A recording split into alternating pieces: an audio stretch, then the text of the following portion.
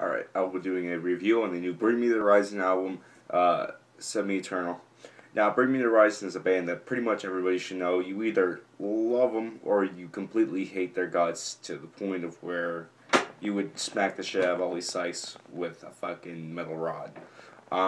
Personally, me, it's very mixed feelings. Count Your Blessings was an okay-ish early deathcore album, but the production really drags it down, especially in the drum work.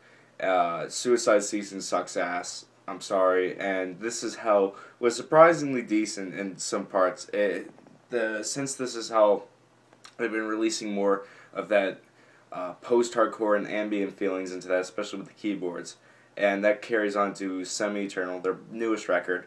The song starts off with "Can You Feel My Heart?" This is actually an excellent opener, and it kind of shows what they're doing now. There's this whole feeling throughout this album between a mix of these very aggressive sections with the chugging guitars and the loud drums, and then these very soft sections placed within pretty much every song. It does really work to the advantage. Primes like also some really catchy choruses like in the House of Wolves. I love that song. Like some prime examples like "Go to Hell for Heaven's Sake" is a really uplifting chorus. There's some decent what would I call it? Decent key work on like Empire, Let Them Sing. Like the whole two main things, the guitars really aren't anything special, just power chords and a lot of chugging. Neither are the drums. The two things that really keep this album together and keep it interesting from beginning to end, and something that's pretty easy to listen to, is the mix of Ollie Sykes vocals and their keyboardist, who I don't have a name for. Now I'll talk about these two because the rest aren't really all that much interesting. Now, I'll mention too, the production on this thing is very well placed, except the guitars sound a little too compressed. They sound like a very bad, genty fart. But it's not too much of a problem, and they do carry the album well. And the same with the drums, but there's nothing special. Bass, forget about it. But the keyboards do an excellent job of adding atmosphere. If I had to put it to some, I would put it to some of the newer Periphery works. Like with the keyboards, they added some of the end of the songs, like prime example, Facepalm Mute. With that beautiful outro keyboard, and this kind of shows up throughout the whole album, and it usually comes in softer sections, but also during the uplifting parts, and I really like that about that. I mean, I like it about Semi-Eternal, where they've been doing this since This Is Hell, and it works really well with their sound. These much more melodic, slower, kind of, not groove, but really kind of quiet parts mixed in with the heavier parts, like I'm Blessed with a Curse from This Is Hell, and it carries on throughout a main theme of the new album.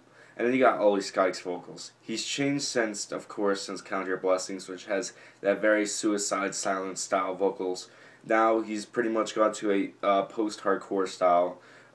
It's really hit or miss, even on this album, but it sounds a lot better than usually, because he sounds very whiny as he's trying to belt out these harsh yells.